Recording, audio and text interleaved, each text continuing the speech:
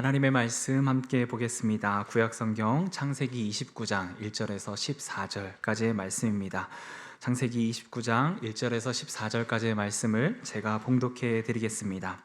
야곱이 길을 떠나 동방 사람의 땅에 이르러 본즉 들에 우물이 있고 그 곁에 양 셋 떼가 누워 있으니 이는 목자들이 그 우물에서 양떼에게 물을 먹임이라. 큰 돌로 우물 아기를 덮었다가 모든 때가 모이면 그들이 우물나기에서 돌을 옮기고 그 양떼에게 물을 먹이고는 우물나기 그 자리에 다시 그 돌을 덮더라. 야곱이 그들에게 이르되 내 형제여 어디서 왔느냐? 그들이 이르되 하란에서 왔노라. 야곱이 그들에게 이르되 너희가 나홀의 손자 라반을 아느냐? 그들이 이르되 아노라. 야곱이 그들에게 이르되 그가 평안하냐? 이르되 평안하니라. 그의 딸 라헬이 지금 양을 물고 오느니라.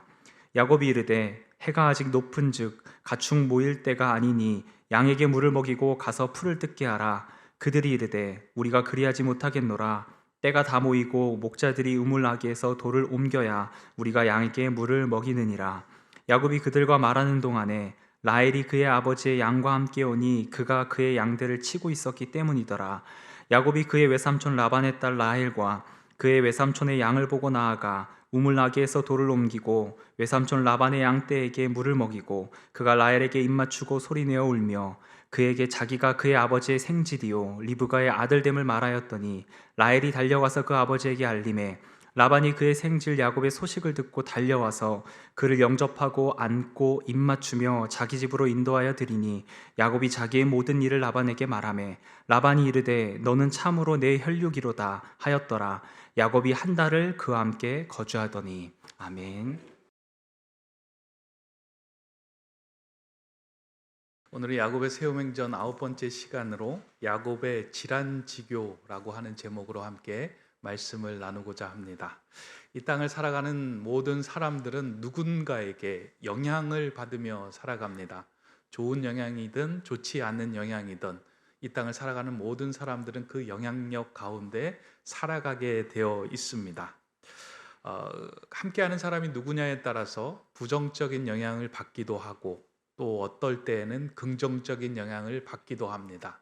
사자성어로 부정적인 영향을 받는다라고 할 때는 금묵자흑이라고 하는 단어를 사용하고 긍정적인 영향력, 선한 영향력을 받는다라고 할 때는 질환지교라고 하는 말을 사용합니다. 질환지교라고 하는 말은 지초와 난초의 사귐이라는 뜻입니다.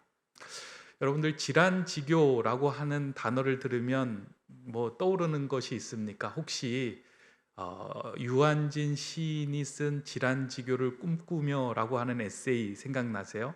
그게 생각나서 고개를 끄덕이시는 분들은 X세대들입니다.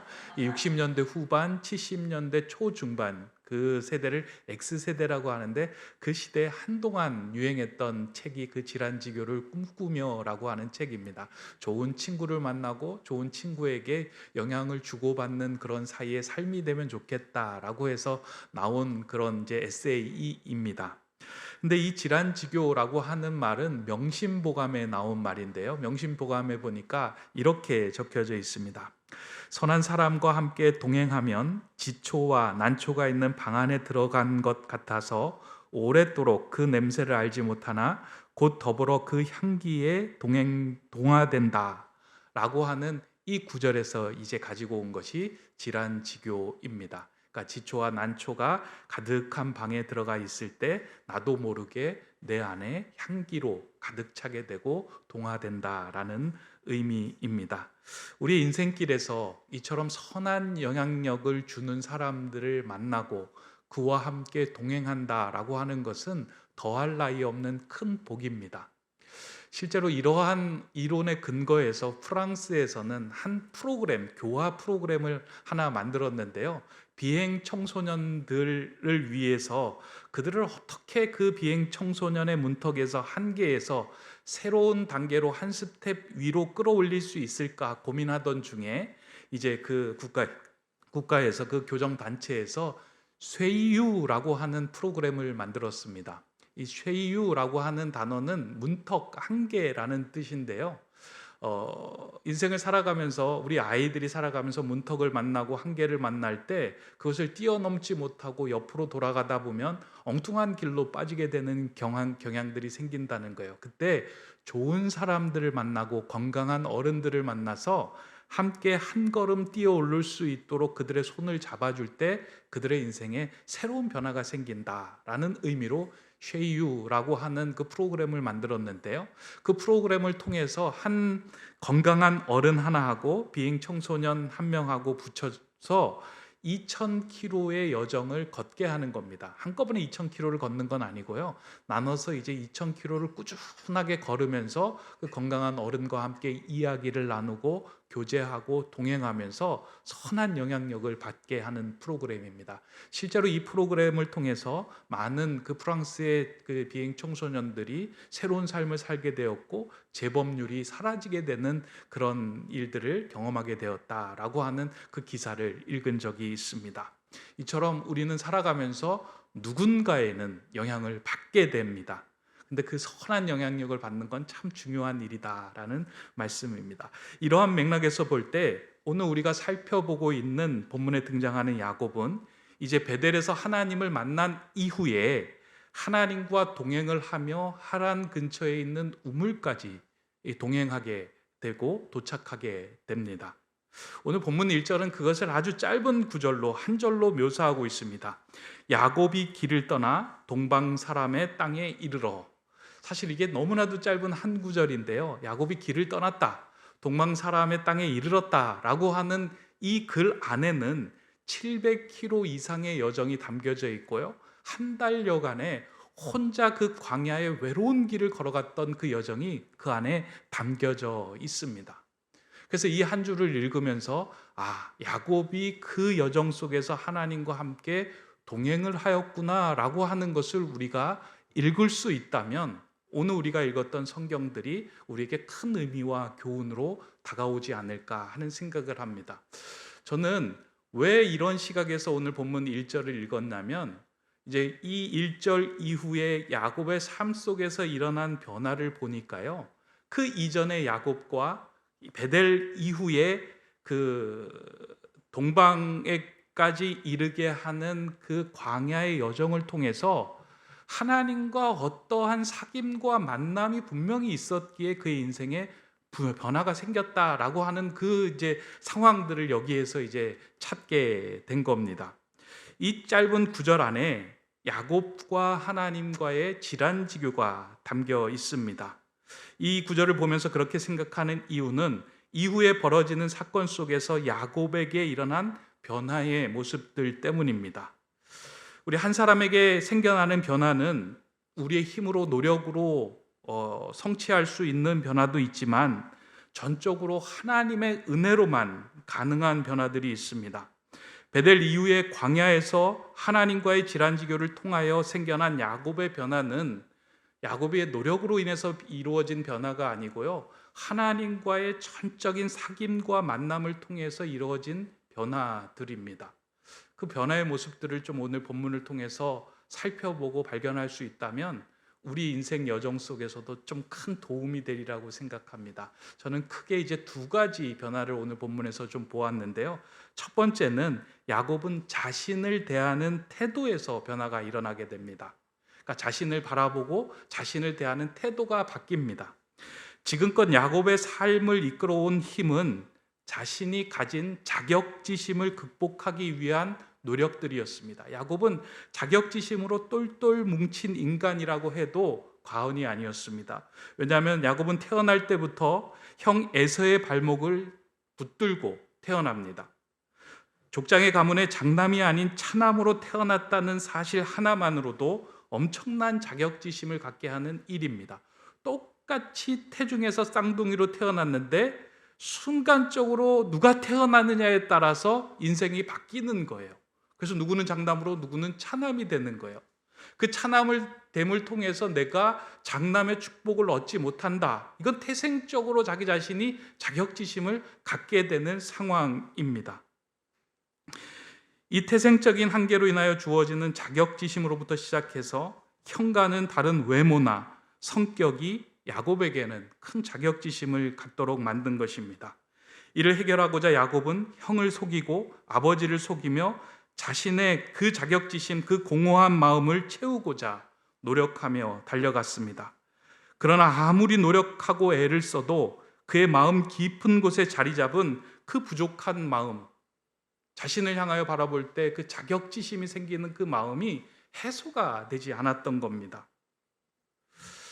이 본문을 읽으면서 이 야곱이 이런 자격지심을 가지고 있었구나라는 생각과 아울러서 이 땅을 살아가는 사람들 중에 자격지심이 없는 사람이 누가 있을까?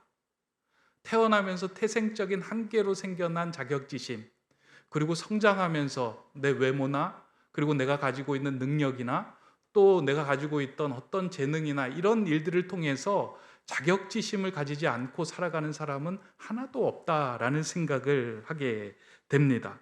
현재 상황과 처지로서 우리로 하여금 자격지심을 갖게 하는 수많은 상황들에 둘러싸여서 우리는 살아가고 있습니다. 아마 야곱이 가지고 있었던 그 자격지심 이상 우리도 자격지심을 가지고 이 땅을 살아가고 있습니다. 어떻게 하면 그것을 채울까? 어떻게 하면 이것을 해소할까 하는 생각으로 그 길을 달려가고 있는 것이 우리의 모습입니다. 그런데 이는 우리의 힘으로 아무리 노력하려고 해도 해결되지 않습니다. 태생적인 한계를 어떻게 해결합니까? 외모나 능력이나 이런 상황들이 우리가 애쓰고 노력한다고 해서 이게 해결되는 문제가 아니다라는 겁니다. 그런데 이러한 자격지심으로 똘똘 뭉쳐있던 야곱의 삶에 변화가 생겨납니다. 지금껏 자신의 부족한 모습만을 보았던 시선에서 눈을 들어 하나님을 바라보면서 야곱은 아주 중요한 것을 깨닫게 됩니다. 베델에서 하나님을 만나는 그 순간 하나님을 바라보면서 아주 중요한 것을 깨닫게 되는데 그것이 무엇이냐면 내 상황을 바라보는 것이 아니라 나에게 자격 주시는 하나님을 바라보게 된 겁니다. 그러니까 내 삶을 내가 너와 함께 하겠다. 내가 너 인생 책임져 주겠다. 내가 너를 붙들겠다. 내가 너를 있는 그대로 복이 되게 하겠다. 내 인생 들어서 모든 사람들에게 복을 허락하는 그 복의 통로로 삼겠다라고 하는 하나님의 말씀과 하나님의 약속을 받게 되는 거예요. 자격을 받게 되는 거예요. 자격지심에서 하나님을 바라보면서 자격주심을 바라보는 그 순간 야곱이 자신의 마음을 바라보고 자신의 상황을 바라보고 자신을 대하는 태도가 달라지기 시작합니다. 그동안 위축되고 주눅들어서 어떤 상황에서는 애서가 되고 싶다, 좀 당당한 사람이 되고 싶다, 어떤 사람은 강한 사람이 되고 싶다 하는 그 모습을 가졌던 야곱이 이제는 있는 모습 그대로 자신 안에 있는 하나님을 품고 당당한 사람이 되어 갑니다. 본문에 보면 야곱이 한 우물가에 도착을 하여서 그곳에 있는 사람들과 나누는 대화 속에서 이러한 야곱의 모습들이 이제 조금씩 드러나게 됩니다. 야곱이 힘든 여정을 이렇게 하고 난 후에 한 우물가에 도착하여 양을 치는 목자들을 만나게 됩니다. 목자들 향하여 야곱이 담대하게 이렇게 말합니다. 내 형제여, 너희가 어디서 왔느냐? 야곱은 나그네로 초라한 행색으로 혼자 그 우물가에 도착한 사람이고요. 이미 그 지역에 양을 치던 사람들은 이미 때를 이루어서 많이 이렇게 이제 사람들을 이렇게 이루고 있었던 군중들이었습니다. 그들 향하여 야곱이 담대하게 이야기하죠. 내 형제, 당신들이 어디서 왔느냐라고 묻습니다. 그러자 그 사람들이 이야기합니다. 하란에서 왔습니다. 그럼 하란에 살고 있는 라반을 알고 있느냐? 압니다. 그럼 그 라반이 잘 있느냐?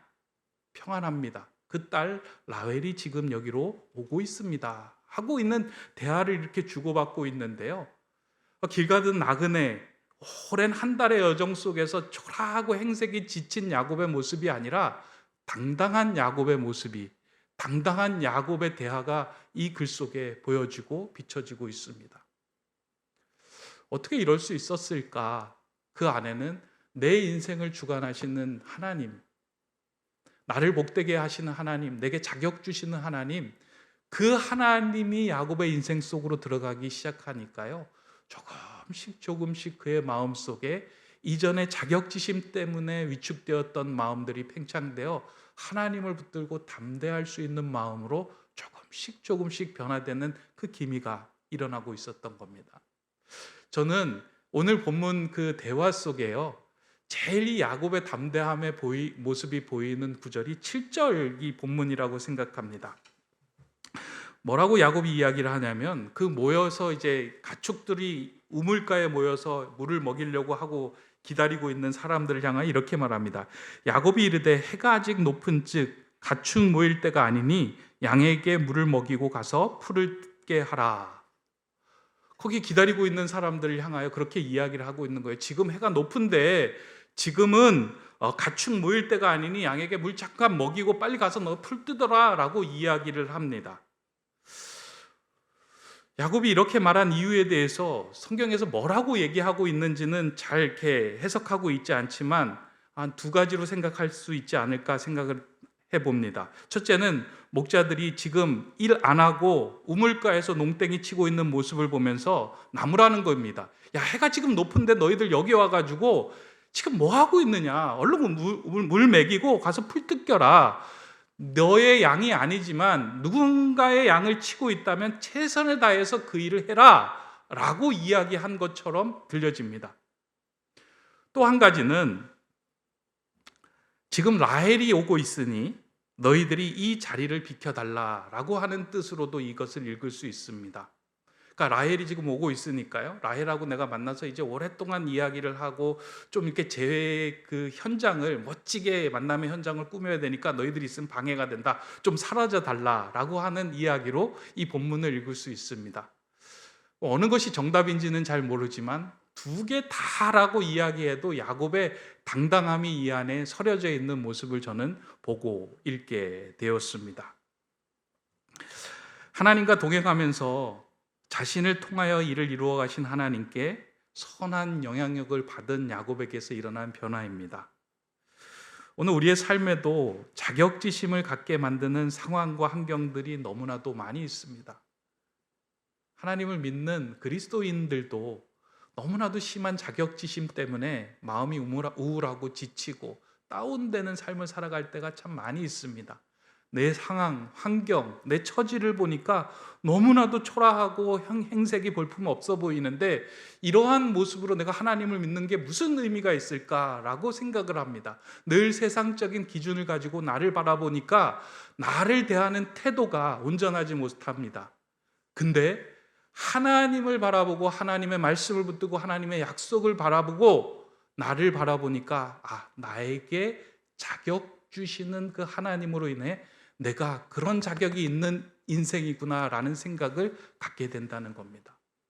하나님 저와 여러분을 하나님의 자녀로 삼아 주셨습니다. 자녀된 자에게 하나님 아버지의 모든 것들을 허락할 수 있는 은혜와 은총이 부여되고 그 자격을 우리가 얻게 된 겁니다.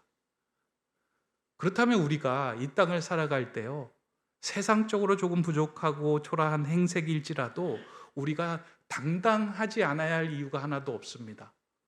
왜냐하면 우리가 하나님과의 관계에서 우리는 온전하며 하나님과의 관계에서 하나님의 선한 영향력을 받은 것이 가장 이 땅을 잘 살아가고 행복하게 살아가는 것이기 때문입니다. 하나님 안에 살아가는 것이 가장 귀하고 잘 사는 것이고 온전케 사는 것이기 때문입니다.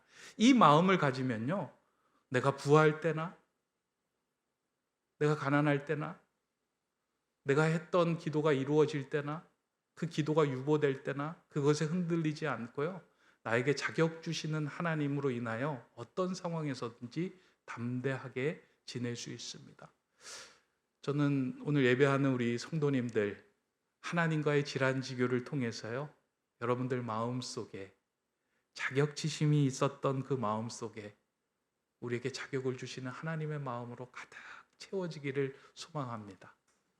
그래서 어떤 상황에서도요, 위축되지 마시고요, 하나님 안에서 예배하고 하나님 자녀가 된 것이 가장 귀하고 선한 일이다 라는 것을 믿고 여러분들을 어느 자리에 세우든지 그 자리에서 위축되지 말고 담대하게 여러분이 만난 주님, 여러분들이 경험한 하나님의 사랑을 말하며 고백하는 성도들이 되시기를 주님의 이름으로 축원합니다. 두 번째, 첫 번째가 나를 바라보는 태도가 바뀌었다면 이제 야곱은 세상을 대하는 태도가 조금 바뀌기 시작합니다. 지금까지 야곱은 움켜잡는 삶이었습니다. 야곱 이름처럼 하나님께서 자신에게 주시는 복을 선물로 받기 위하여 어떻게든 무엇이든 움켜잡으려고 달려왔습니다. 어머니의 태중에서 형의 발목을 움켜잡아서 먼저 태어나려고 하였습니다. 그것에 실패하자 형의 장자권을 사서 그것으로 장자의 복을 선물로 받으려고 움켜쥐었습니다. 나아가서 아버지 이삭을 속여서 결국 축복을 받아내고자 하였습니다. 그렇게 야곱은 자신 안에 있는 공허한 구멍을 채우기 위해 계속해서 세상으로부터 자신을 채우는 것, 움켜쥐는 것에 관심을 가지며 달려왔습니다. 그런데 베델에서 하나님을 만난 이후에 야곱은 자신 안에 있는 이 공허함이 세상의 것으로 채워질 수 있는 것이 아님을 깨닫습니다. 하나님의 말씀과 약속처럼 자신이 복으로 살아가고자 할 때 그 인생이 채워지게 된다는 중요한 비결을 하나님과 만남으로 깨닫게 됩니다. 그러니까 생각의 전환이 일어나는데요. 어떤 전환이 일어나냐면 세상의 것을 가져서 내가 부족한 것을 채워서 살아가야 하는 존재가 아니라 내가 세상에 부족한 것을 채우는 선물과 같은 존재로 살아가는 것, 그게 내가 살아가야 하는 의미다라는 것을 깨닫게 된다는 거예요. 야곱은 그것을 깨닫고 자신이 베고 누웠던 돌베개를 기둥으로 세우고 그 위에 기름을 쏟아 붓습니다. 그러니까 자신에게 도움이 될 만한 기름을 가지고 있었는데 그것을 쏟아 붓는 거예요. 그리고 하나님을 만난 이후로 앞으로 내 인생에 하나님께서 부어주시는 것의 일부를 하나님께 돌려드립니다 라고 이야기합니다. 이게 아주 중요한 의미예요. 더 이상 내가 움켜잡는 삶이 아니라, 세상을 움켜잡아서 나를 채우는 삶이 아니라 내 손을 펴서 세상을 하나님의 나라로 채워가는 인생을 살아가겠습니다 라고 이야기하고 고백하고 있는 장면입니다. 야곱의 이야기를 잘 읽어보면요, 야곱이 움켜잡으면 잡을수록 하나님으로부터 그 공허함이 점점 더 커지고 멀어지는 것들을 경험하게 됩니다. 근데 놀라운 건요, 그의 손을 펴서 누군가에게 나를 내어주려고 할 때 채워지는 놀라운 은혜를 경험하게 됩니다. 하나님의 말씀이, 하나님께서 우리에게 허락하신 삶이 무엇인지를 알고 발견하게 된 모습입니다. 그러한 생각들이 하나님과 동행하는 여정 중에서 야곱에게 잘 스며들었을 것입니다. 그래서 그가 우물에서 처음 한 일을 본문 10절에서는 이렇게 묘사하고 있습니다. 야곱이 그의 외삼촌 라반의 딸 라헬과 그의 외삼촌의 양을 보고 나아가 우물 아기에서 돌을 옮기고 외삼촌 라반의 양떼에게 물을 먹이고, 그러니까 큰 우물의 돌을 야곱이 혼자 그걸 옮기게 됩니다. 그리고 거기에서 물을 길어 올려서 양떼에게 먹이고 또 라헬에게 그 물을 먹이는 일을 감당을 합니다. 야곱이 지금까지 살아왔던 삶과 다른 자세를 보이게 된 겁니다. 누군가에게 복이 되고 선물이 되는 삶을 살아야 되겠다라는 생각을 하는 순간 내가 해야 할 일이 무엇인지 자신의 눈에 들어온 것입니다. 그러니까 내가 얻어야 할 복, 내가 얻어야 할 선물을 계속 생각하고 있으면요, 다른 사람과 환경과 다른 사람들에게 필요한 것들이 우리의 눈에 절대 들어오지 않습니다. 근데 내가 그 사람에게 어떠한 영향력, 선물이 되려고 할 때요, 그 사람의 필요와 그 사람이 원하는 것이 무엇인지 눈에 들어와서 그 사람을 위한 삶을 살아갈 수 있게 됩니다. 이 모습은 우리에게도 꼭 필요한 삶의 자세입니다. 우리 신앙생활 하면서요, 여러분들은 어디에 이렇게 집중하며 살아가고 있습니까? 오늘 예배 자리에 오면서 여러분이 집중하면서 하나님께 바라고 원하는 건 무엇입니까? 우리는 늘 나의 부족함 채우기 위한 것 아니겠습니까? 하나님, 나의 못난 모습, 나의 부족한 모습, 그것이 재정이든 자녀의 문제든 내 자신의 문제든 늘 그것을 채우고 선물로 받고자 하는 마음으로 우리는 이 자리에 나와 하나님께 간구합니다. 물론 그건 너무나도 귀하고 중요하고 우리는 받아야 됩니다. 그런데 여기서 한 걸음 더 나아가세요. 우리가 누군가에게 선물이 되는 삶을 살아가고자 할 때 하나님은 반대로 우리에게 우리의 필요한 모든 것들을 채워주시고 우리가 그런 삶이 되도록 이끄시고 인도하신다는 겁니다. 성도는 세상을 대하는 태도에서 세상이 나에게 무슨 선물을 줄까라고 바라보던 그 시각에서 한 걸음 더 나아가서 내가 세상을 향하여 어떤 선물이 될까라고 하는 시각의 삶을 살아가야 하는 것입니다. 그럴 때 하나님은 그 인생을 복된 인생으로 세워주십니다. 야곱에게 원했던 삶은 하나님이 이와 같은 삶이었어요. 하나님과 동행하면서 조금씩 하나님의 마음을 알아갔던 그 야곱의 눈이 열리기 시작한 겁니다. 이 땅에 선물로 오신 예수님도 우리들이 예수님 안에서 그러한 선물이 되는 삶을 살기를 원하셨습니다. 이건 예수님이 사마리아의 한 우물에서 갈증과 공허함에 지친 여인에게 그 여인에게 행했던 그 말씀 가운데 들어있는 메시지이기도 합니다. 성경을 보면요, 저도 읽으면서 참 신기하다라고 생각했던 부분이 사마리아 우물을 성경에서 다시 읽어보면 야곱의 우물이라고 이야기를 하고 있어요. 뭐 그게 이제 장소는 달라요. 그 우물이 지금 이제 하란에서 만난 우물하고 지금 사마리아에 있는 우물하고는 장소는 다르지만 야곱의 우물이라고 이야기했다라고 하는 것에 여러 가지 이제 의미와 묵상을 하게끔 했는데요. 하여간 그 우물에서 만난 한 여인을 향하여 예수님이 이렇게 말씀합니다. 예수께서 대답하여 이르시되 내가 만일 하나님의 선물과 또 내게 물 좀 달라 하는 이가 누구인 줄 알았더라면 내가 그에게 구하였을 것이요 그가 생수를 내게 주었으리라. 지금 내 앞에 있는 내가 너에게 선물이고 내 갈증을 채워줄 수 있는 사람이다라고 예수님이 이제 이야기를 한 거예요. 이 이야기를 통해서 그 여인에게 전해주었던 것이 무엇이냐면 세상에서 무엇인가를 채워서 너의 공허함을 채워가는 것이 아니라 예수 그리스도 너가 만나야 할 사람으로 그것을 채운 그 인생은 다른 사람에게 선물이 되는 삶을 살아갈 수 있게 된다라고 하는 그 의미를 담아 이 메시지를 해줍니다. 그래서 이걸 이야기를 듣고 경험한 이 사마리아 여인은 물동이를 던져들고 그 동네로 나아가 이야기를 하게 됩니다. 내가 예수를 만났다, 그리스도를 만났다, 메시아를 만났다. 내 안에 있는 이 기쁨을 너희에게도 전한다라고 이야기를 하면서 차오르는 그 기쁨을 전하는 선물의 삶을 살게 됩니다. 오늘 우리에게도 이 사마리아 여인의 마음이 분명히 있습니다. 채워지지 않는 그 공허함을 채우고자 세상을 향하기도 하고 또 교회 안을 그리고 하나님께 매달리기도 합니다. 그 목마름은 진정한 우물이신 우리 주 예수 그리스도를 만날 때 우리는 채워지게 됩니다. 그리고 그 물을 마신 자는 또 갈증을 채우고자 방황하는 것이 아니라 내가 받은 선물을 나누고자 할 때 그 삶의 생수가 차오르는 경험을 하게 됩니다. 하란에 도착한 야곱은 라반의 집에 들어가는 순간 그 가정에서 꼭 필요한 선물과 같은 존재가 됩니다. 아들이 없는 가정에 들어가 그의 손길이 필요한 곳에 도움을 주게 됩니다.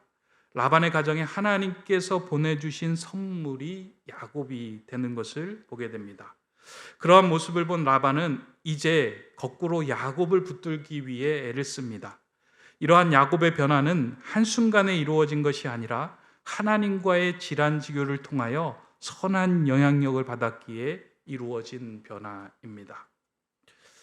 저는 오늘 예배하는 우리 모든 성도님들의 삶 가운데 이 야곱이 하나님과 나누었던 그 질환지교가 다시금 이루어지기를 소망합니다. 그 질환지교를 통해서 여러분 안에 있던 자격지심들이 자격주심으로 바뀌는 변화가 생기기를 소망합니다. 또한 늘 내가 받을 선물에만 집중되어 있던 시선에서 내 삶을 누군가에게 내어주는 선물로 살아가는 그 삶으로 한 걸음 내딛기를 소망합니다. 하나님을 믿는 자녀의 삶은 마지막 순간까지 하나님과의 질환지교의 삶이 되어야 합니다. 우리 인생의 여정을 하나님과 동행해 나갈 때 하나님은 우리 인생을 복되게 하시고 누군가에게 선물과 같은 인생으로 빚어주실 겁니다. 여러분, 이제 오늘 예배 끝나고 또 한 주간의 삶을 살아가실 터인데요, 한번 시선을 하나님 나에게 뭘 주실래요? 라고 하는 시선에서 하나님 내 주변에 있는 사람에게 내가 그들에게 어떤 선물로 한 주간 살아갈 수 있을까요? 그럼 그 사람이 보이고 그 사람에게 필요한 것들을 나누어 줄 수 있는 인생이 될 겁니다. 하나님은 우리를 향하여 그런 세움 행전을 써나가는 그리스도인 되기를 원하고 계십니다. 그래서 오늘 한 주간은 여러분들이 직접 하나님의 선물이 되어 하나님의 마음을 기쁘시게 하는 그런 삶을 살아내는 그 세움 행전을 써나가는 저와 여러분 되시기를 주님의 이름으로 축원합니다. 기도하겠습니다. 사랑의 하나님, 하나님과의 동행으로 조금씩 인생의 변화를 가져온 야곱처럼 우리도 하나님과의 질환지교를 누리며 살기를 소망합니다. 내 안에 가득한 자격지심이 자격주심으로 변하여 당당한 성도의 삶을 살게 하시고 오늘 만난 누군가의 삶에 희망과 기쁨을 주는 하나님의 선물이 되는 삶이 되게 하여 주옵소서. 우리 높은 뜻 세움교회가 하나님과의 질환지교를 꿈꾸는 성도들로 가득하게 하시어 목마른 자들의 갈증을 해갈시켜주는 하나님의 선물과 같은 교회 되게 하여 주시옵소서. 예수 그리스도의 이름으로 기도드립니다. 아멘.